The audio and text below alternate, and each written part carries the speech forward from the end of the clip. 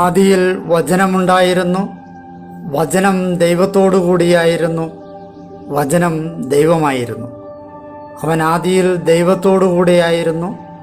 സമസ്തവും അവനിലൂടെ ഉണ്ടായി, ഒന്നും അവനെ കൂടാതെ ഉണ്ടായിട്ടില്ല. അവനിൽ ജീവനുണ്ടായിരുന്നു, ആ ജീവൻ മനുഷ്യരുടെ വെളിച്ചമായിരുന്നു. ആ വെളിച്ചം ഇരുളിൽ പ്രകാശിക്കുന്നു, അതിനെ കീഴടക്കുവാൻ ഇരുളിന് കഴിഞ്ഞില്ല. തൻ്റെ പ്രബോധനങ്ങളാൽ നമ്മെ ജ്ഞാനികളാക്കുന്ന സകലത്തിൻ്റെയും നാഥനായ ദൈവം വാഴ്ത്തപ്പെട്ടവനാകട്ടെ.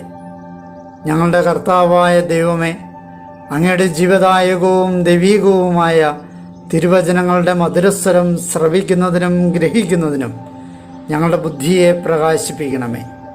അങ്ങയുടെ വിശുദ്ധമായ പ്രബോധനത്താൽ ഞങ്ങളെ ജ്ഞാനികളാക്കണമേ. ഞങ്ങളുടെ ഇരുളടഞ്ഞ ജീവിതത്തെ അങ്ങയുടെ വചന വെളിച്ചത്താൽ പ്രകാശിപ്പിക്കണമേ. അങ്ങയുടെ വചനങ്ങളാൽ ഞങ്ങളുടെ മനസ്സിനെ ജ്വലിപ്പിക്കണമേ. ആമേൻ. വർഷം കൊണ്ട് വിഷയാടിസ്ഥാനത്തിലുള്ള സമ്പൂർണ്ണ ബൈബിൾ വായന 118-ാം ദിവസം. സാവൂളും മൃതസമ്പർക്കക്കാരിയും.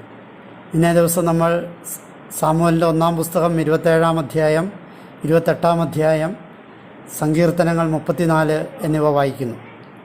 ദാവീദ് ഗത്ത് രാജാവായ അക്കീഷിൻ്റെ അടുക്കൽ അഭയം തേടുന്നു.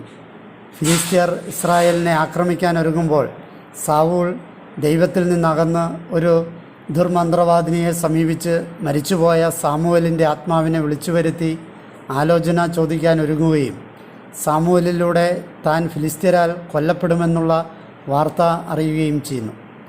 1-ാം പ്രമാണ ലംഘനങ്ങളിൽ ഉൾപ്പെടാതെ പൈശാചിക സ്രോതസ്സുകളെ സമീപിക്കുകയോ മന്ത്രവാദ ആഭിചാര ബന്ധങ്ങളിലേക്ക് കടന്നു പോവുകയോ ചെയ്യാതെ എന്നും ദൈവാശ്രയത്തിൻ്റെ നിർമ്മല പാതകളിൽ ജീവിക്കാൻ ഞങ്ങളെ സഹായിക്കണമേ എന്ന് പ്രാർത്ഥിക്കാൻ തിരുവചനം നമ്മെ പ്രചോദിപ്പിക്കുന്നു. 1-ാം പുസ്തകം 27-ാം അധ്യായം. ദാവീദ് ഫിലിസ്ത്യക്കാരുടെ നാട്ടിൽ. ദാവീദ് ആത്മഗതമായി പറഞ്ഞു, ഞാൻ ഒരു ദിവസം സാവൂളിനെ കൈകൊണ്ട് തൂത്തെറിയപ്പെടും. ഫിലിസ്ത്യക്കാരുടെ നാട്ടിലേക്ക് സൗകര്യപൂർവ്വം കടന്നു കളയുന്നതല്ലേ എനിക്ക് നല്ലത്. അപ്പോൾ ഇസ്രായേൽ അതിർത്തിയിലെല്ലാം സാവൂൾ ഇനിയും എന്നെ അന്വേഷിച്ച് മടുക്കും. ഞാൻ അവൻ്റെ കയ്യിൽ നിന്ന് രക്ഷപ്പെടുകയും ചെയ്യും. ദാവീദ് എഴുന്നേറ്റു. അവനും അവനോടൊപ്പമുള്ള 600 ആളുകളും മാവോക്കിൻ്റെ മകനും ഗത്ത് രാജാവുമായ അക്കീഷിൻ്റെ പക്കലേക്ക് കടന്നു.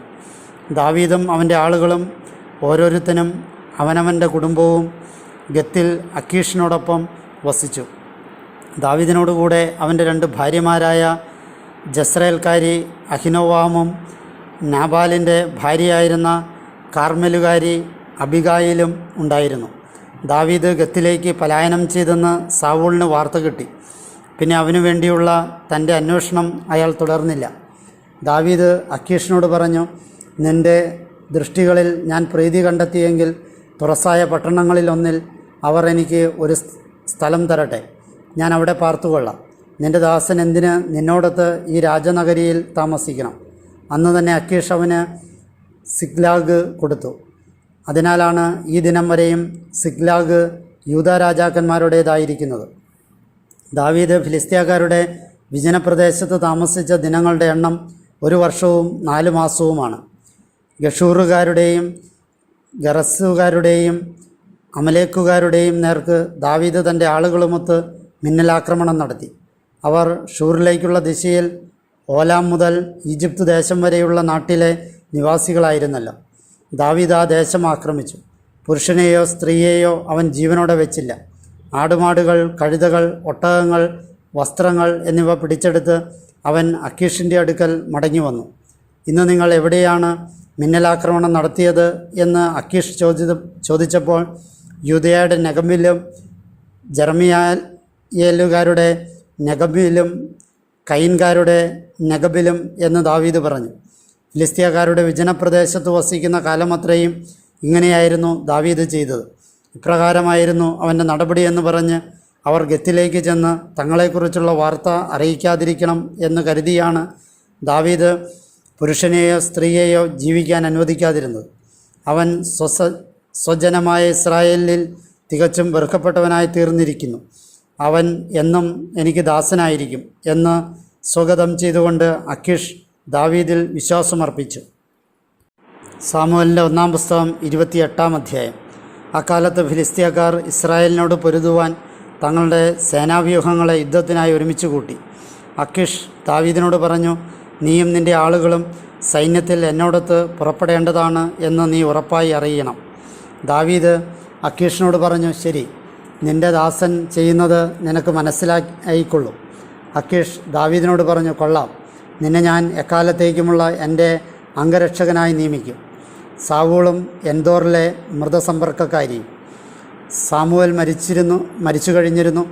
ഇസ്രായേൽക്കാരെല്ലാം അവനെക്കുറിച്ച് വിലപിക്കുകയും അവനെ അവൻ്റെ നഗരമായ റാമായിൽ സംസ്കരിക്കുകയും ചെയ്തിരുന്നു. സാവൂൾ എല്ലാ മൃതസമ്പർക്കക്കാരെയും മന്ത്രവാദികളെയും നാട്ടിൽ നിന്ന് പുറത്താക്കിയിരുന്നു. അങ്ങനെയിരിക്കെയാണ് ഫിലിസ്തീയക്കാർ സംഘം ചേർന്നു വന്ന് ഷുനേമിൽ പാളയമടിച്ചത്. എല്ലാ ഇസ്രായേൽക്കാരെയും സാവൂളും സംഘടിപ്പിച്ചു. അവർ ഗിൽബോവായിൽ പാളയമടിച്ചു. സാവൂൾ ഫിലിസ്തീയക്കാരുടെ സൈന്യത്തെ കണ്ട് ഭയപ്പെട്ടു. അവൻ്റെ മനസ്സ് വല്ലാതെ പതറി. അവൻ കർത്താവിനോട് ആരാഞ്ഞു. പക്ഷേ സ്വപ്നങ്ങളിലൂടെയോ ഉറീമിലൂടെയോ പ്രവാചകന്മാരിലൂടെയോ കർത്താവ് അവന് ഉത്തരം നൽകിയില്ല. അപ്പോൾ സാവൂൾ തൻ്റെ സേവകന്മാരോട് പറഞ്ഞു, ഒരു മൃതസമ്പർക്ക വിദഗ്ധയെ എനിക്കായി അന്വേഷിക്കുവിൻ. ഞാൻ അവളുടെ പക്കലേക്ക് പോയി അവൾ വഴി ഉത്തരമന്വേഷിക്കട്ടെ. ഇതാ എൻദോറിൽ ഒരു മൃതസമ്പർക്കക്കാരിയുണ്ട് എന്ന് അവൻ്റെ ദാസന്മാർ അവനോട് പറഞ്ഞു. സാവൂൾ വേറെ വസ്ത്രങ്ങളണിഞ്ഞ് വേഷപ്രച്ഛന്നനായി. അവൻ രണ്ടാളുകളോടൊപ്പം യാത്ര ചെയ്ത് രാത്രിയിൽ ആ സ്ത്രീയുടെ പക്കൽ ചെന്ന് പറഞ്ഞു, എനിക്ക് വേണ്ടി ഒരു മൃതവിദ്യ കൊണ്ട് ദയവായി മന്ത്രം ചെയ്ത് ഞാൻ നിന്നോട് ആവശ്യപ്പെടുന്നവനെ എനിക്കായി ഉയർത്തി തരിക. ആ സ്ത്രീ അവനോട് പറഞ്ഞു, ഇതാ സാവൂൾ ചെയ്തത് നിനക്കറിയാമല്ലോ. അവൻ മൃതസമ്പർക്കക്കാരെയും മന്ത്രവാദികളെയും നാട്ടിൽ നിന്ന് വിച്ഛേദിച്ചു. എന്നെ കൊല്ലിക്കാൻ പിന്നെ എന്തിന് നീ എൻ്റെ ജീവന് കെണിവെക്കുന്നു? ജീവിക്കുന്ന കർത്താവാണ്, ഇക്കാര്യത്തിൽ ഒരു ശിക്ഷയും നിനക്കുണ്ടാവുകയില്ല എന്ന് പറഞ്ഞ് സാവൂൾ കർത്താവിനെ കൊണ്ട് അവളോട് ശപഥം ചെയ്തു. ഞാൻ ആരെയാണ് നിനക്ക് വേണ്ടി ഉയർത്തിത്തരേണ്ടത് എന്ന് ആ സ്ത്രീ ചോദിച്ചു. അപ്പോൾ അവൻ പറഞ്ഞു, സാമുവേലിനെ എനിക്കായി ഉയർത്തിത്തരിക. സാമുവേലിനെ കണ്ടപ്പോൾ ആ സ്ത്രീ ഉച്ചസ്വരത്തിൽ നിലവിളിച്ചു. സാവൂളിനോട് ആ സ്ത്രീ ഇപ്രകാരം ചോദിച്ചു, എന്തിനാണ് നീ എന്നെ കബളിപ്പിച്ചത്? നീ സാവൂളാണ്. രാജാവ് അവളോട് പറഞ്ഞു, നീ ഭയപ്പെടേണ്ട. യഥാർത്ഥത്തിൽ നീ എന്താണ് കാണുന്നത്? ആ സ്ത്രീ സാവൂളിനോട് പറഞ്ഞു, ഭൂമിയിൽ നിന്ന് കയറി വരുന്ന ഒരു ദേവനെ ഞാൻ കാണുന്നു. തുടർന്ന് അവൻ അവളോട് ചോദിച്ചു, അവൻ്റെ രൂപമെങ്ങനെ? അവൾ പറഞ്ഞു, വൃദ്ധനായ ഒരാളാണ് കയറി വരുന്നത്. ഒരു അങ്കി ചുറ്റിയിട്ടുമുണ്ട്. അത് സാമുവേലാണെന്ന് സാവൂളിന് മനസ്സിലായി. അവൻ നിലത്തേക്ക് മുഖം കുമ്പിട്ട് അവനെ വണങ്ങി. സാമുവേൽ സാവൂളിനോട് ചോദിച്ചു, എന്നെ വിളിച്ചുയർത്തിക്കൊണ്ട് എന്തിന് നീ എന്നെ ശല്യപ്പെടുത്തി? സാവൂൾ പറഞ്ഞു, ഞാൻ ഏറെ ഞെരുങ്ങുകയാണ്. ഫിലിസ്തീയക്കാർ എനിക്കെതിരെ യുദ്ധം ചെയ്യുന്നു. ദൈവമാകട്ടെ എന്നിൽ നിന്ന് അകന്നിരിക്കുന്നു. അവിടുന്ന് പ്രവാചകന്മാർ മുഖേനയോ സ്വപ്നങ്ങളിലൂടെയോ ഇപ്പോൾ എനിക്ക് ഉത്തരം തരുന്നുമില്ല. അതുകൊണ്ട് ഞാൻ എന്തു ചെയ്യണമെന്ന് എന്നെ അറിയിക്കേണ്ടതിനാണ് ഞാൻ നിന്നെ വിളിച്ചു വരുത്തിയത്. സാമുവേൽ പറഞ്ഞു, കർത്താവ് നിന്നിൽ നിന്ന് അകന്ന് നിനക്ക് ശത്രുവായിരിക്കെ എന്തിനാണ് നീ എന്നോട് ആരായുന്നത്? ഞാൻ മുഖേന കർത്താവ് സംസാരിച്ചതുപോലെ അവിടുന്ന് നിന്നോട് പ്രവർത്തിച്ചിരിക്കുന്നു. കർത്താവ് രാജ്യം നിൻ്റെ കയ്യിൽ നിന്ന് അടർത്തിയെടുത്ത് അത് നിൻ്റെ അയൽക്കാരനായ ദാവീദിന് കൊടുത്തിരിക്കുന്നു. നീ കർത്താവിൻ്റെ സ്വരം അനുസരിക്കാതിരിക്കുകയും അമലേക്കിനെതിരെ അവിടുത്തെ ഉഗ്രകോപം നടപ്പാക്കാതിരിക്കുകയും ചെയ്തതുകൊണ്ട് തന്നെയാണ് കർത്താവ് ഇന്ന് ഇക്കാര്യം നിന്നോട് പ്രവർത്തിക്കുന്നത്. നിന്നോടൊപ്പം ഇസ്രായേലിനെയും കർത്താവ് ഫിലിസ്തീയ കരത്തിൽ ഏൽപ്പിക്കും. നീയും നിൻ്റെ പുത്രന്മാരും നാളെ എന്നോടൊത്തായിരിക്കും. ഇസ്രായേൽ സൈന്യത്തെയും കർത്താവ് ഫിലിസ്തീയ കരത്തിൽ ഏൽപ്പിക്കും. പൊടുന്നനെ സാവൂൾ നെടുനീളത്തിൽ നിലത്തേക്ക് വീണു. സാമുവേലിൻ്റെ വാക്കുകൾ നിമിത്തം അവൻ ഏറെ ഭയന്നിരുന്നു. കൂടാതെ രാപകൽ ഉടനീളം ഭക്ഷണം കഴിക്കാതിരുന്നതിനാൽ അവന് ശേഷിയും ഉണ്ടായിരുന്നില്ല. ആ സ്ത്രീ സാവൂളിൻ്റെ അടുക്കൽ വന്നു. അവൻ ഏറെ സംഭീതനാണെന്ന് കണ്ട് അവനോട് പറഞ്ഞു, ഇതാ നിൻ്റെ പരിചാരിക നിൻ്റെ സ്വരം ശ്രവിച്ചു. നീ എന്നോട് പറഞ്ഞ നിൻ്റെ വാക്കുകൾ എൻ്റെ ജീവൻ കയ്യിലെടുത്തു പോലും ഞാൻ ശ്രവിച്ചു. ഇപ്പോൾ നിൻ്റെ പരിചാരികയുടെ സ്വരം നീയും ശ്രവിച്ചാലും ഒരപ്പക്കഷ്ണം ഞാൻ നിൻ്റെ മുമ്പിൽ വിളമ്പാം. നിനക്ക് ശക്തിയുണ്ടാകാനായി നീ ഭക്ഷിക്കുക. നിനക്കൊരു യാത്ര പോകേണ്ടതുണ്ടല്ലോ. എന്നാൽ അത് നിരസിച്ചുകൊണ്ട് ഞാൻ ഭക്ഷിക്കുന്നില്ല എന്ന് അവൻ പറഞ്ഞു. അവൻ്റെ ദാസന്മാരും ആ സ്ത്രീ തന്നെയും അവനെ നിർബന്ധിച്ചപ്പോൾ അവൻ അവരുടെ വാക്കുകേട്ട് നിലത്തുനിന്ന് എഴുന്നേറ്റ് കിടക്കയിലേക്കിരുന്നു. ആ സ്ത്രീക്ക് തൊഴുത്തിൽ കൊഴുത്ത ഒരു കാളക്കുട്ടിയുണ്ടായിരുന്നു. അവൾ തിടുക്കത്തിൽ അതിനെ അറുത്തു ധാന്യപ്പൊടിയെടുത്ത് കുഴച്ച് പുളിപ്പില്ലാത്ത അപ്പം ചുടുകയും ചെയ്തു. അവളത് സാവൂളിൻ്റെ മുമ്പിലും ദാസന്മാരുടെ മുമ്പിലും കൊണ്ടുവന്നു വെച്ചു. അവർ ഭക്ഷിച്ചു. പിന്നെ അവർ എഴുന്നേറ്റ് ആ രാത്രിയിൽ തന്നെ യാത്ര തിരിച്ചു. സങ്കീർത്തനങ്ങൾ 34. ദൈവത്തിൻ്റെ സംരക്ഷണം. ദാവീദിൻ്റേത്. അബിമേലെക്കിൻ്റെ മുമ്പിൽ അവൻ ബുദ്ധിഭ്രമം നടിക്കുകയും അയാൾ അവനെ പുറത്താക്കുകയും അവൻ വിട്ടുപോവുകയും ചെയ്തപ്പോൾ. കർത്താവിനെ ഞാൻ എല്ലാ സമയവും വാഴ്ത്തും. എൻ്റെ അധരത്തിൽ നിരന്തരം അവിടുത്തെ സ്തുതികളാണ്. എൻ്റെ ആത്മാവ് കർത്താവിൽ അഭിമാനം കൊള്ളുന്നു. പീഡിതർ കേൾക്കുകയും സന്തോഷിക്കുകയും ചെയ്യട്ടെ. എന്നോടൊത്ത് കർത്താവിനെ മഹത്വപ്പെടുത്തുകയും നമുക്കൊരുമിച്ച് അവിടുത്തെ നാമം പുകഴ്ത്താം. ഞാൻ കർത്താവിനെ തേടി അവിടുന്ന് എനിക്ക് ഉത്തരമരുളി.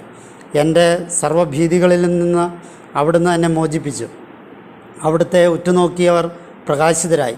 അവരുടെ മുഖം ഭഗ്നാശമാകാതിരിക്കട്ടെ. ഈ എളിയവൻ വിളിച്ചപേക്ഷിച്ചു, കർത്താവ് കേട്ടു.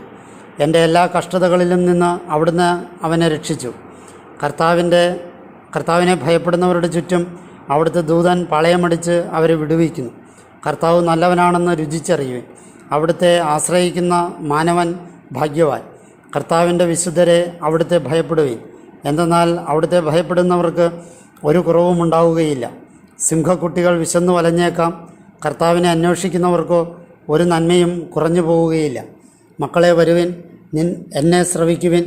ഞാൻ നിങ്ങളെ കർത്തൃഭയം അഭ്യസിപ്പിക്കാം. ജീവിതം ഇഷ്ടപ്പെടുകയും നന്മ കാണാൻ ദിനങ്ങൾ കാക്ഷിക്കുകയും ചെയ്യുന്നവൻ ആരാണ്? തിന്മയിൽ നിന്ന് നിൻ്റെ നാവിനെയും വ്യാജഭാഷണത്തിൽ നിന്ന് നിൻ്റെ അധരങ്ങളെയും കാത്തുസൂക്ഷിക്കുക. തിന്മ വിട്ടകന്ന് നന്മ ചെയ്യുക. സമാധാനം തേടി അതിനെ പിന്തുടരുക. നീതിമാന്മാരിലേക്കാണ് കർത്താവിൻ്റെ കണ്ണുകൾ. അവിടുത്തെ കാതുകൾ അവരുടെ നിലവിളിയിലേക്കും. ദുഷ്കർമ്മികളുടെ ഓർമ്മ ഭൂമിയിൽ നിന്ന് വിച്ഛേദിക്കാൻ കർത്താവിൻ്റെ മുഖം അവർക്കെതിരെയാണ്. നിലവിളിക്കുമ്പോൾ കേൾക്കുന്നവനാണ് കർത്താവ്. അവരുടെ സകലവിധ കഷ്ടതകളിൽ നിന്ന് അവിടുന്ന് അവരെ രക്ഷിക്കുന്നു. ഹൃദയം നുറുങ്ങിയവർക്ക് കർത്താവ് സമീപസ്ഥനാണ്. മനം തകർന്നവരെ അവിടുന്ന് രക്ഷിക്കുന്നു. നീതിമാൻ്റെ ക്ലേശങ്ങൾ വളരെയാണ്. അവയിൽ നിന്നെല്ലാം കർത്താവ് അവനെ മോചിപ്പിക്കുന്നു. അവൻ്റെ അസ്ഥികളെയെല്ലാം അവിടുന്ന് കാത്തുസൂക്ഷിക്കുന്നു. അവയിലൊന്നുപോലും തകർക്കപ്പെടുകയില്ല. തിന്മ ദുഷ്ടനെ സംഹരിക്കും. നീതിമാനെ ദ്വേഷിക്കുന്നവൻ ശിക്ഷിക്കപ്പെടും. കർത്താവ് തൻ്റെ ദാസരുടെ ജീവൻ പരിത്രാണം ചെയ്യുന്നു. അവിടുത്തെ ശരണം പ്രാപിക്കുന്ന ആരും ശിക്ഷിക്കപ്പെടുകയില്ല.